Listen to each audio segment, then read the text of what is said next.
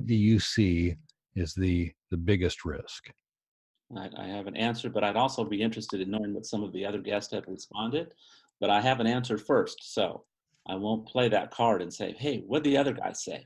Right. My response on is it came to me straight away, so it's not something that I had to contemplate very long. The biggest risk to any asset is complacency, and complacency very often is implemented by ownership because they're just not engaged.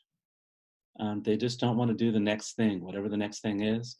Well, that's going to cost too much money, so we don't really need to do that right now. We don't. We're not going to keep this asset much longer, so we don't want to put any more money into it. We've decided that we're going to sell it next year, so let's just keep things the way they are. Or you know what? We've owned this asset for 20 years. It's working perfectly fine the way it is. We don't need to change anything.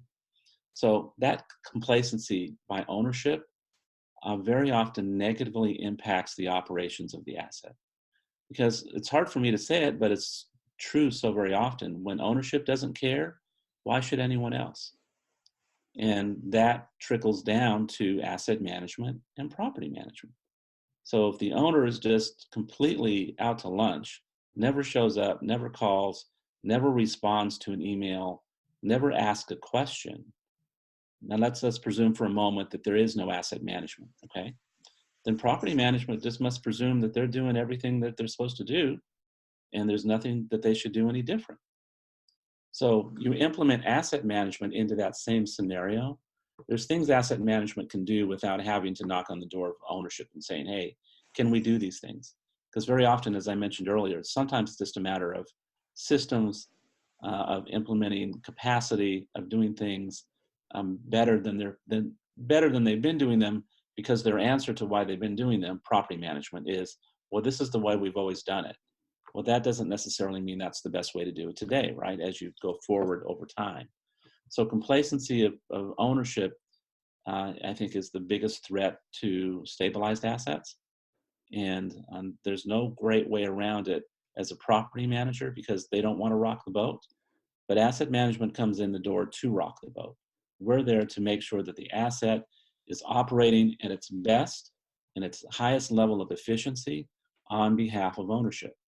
But as I just mentioned, sometimes ownership doesn't want to do anything.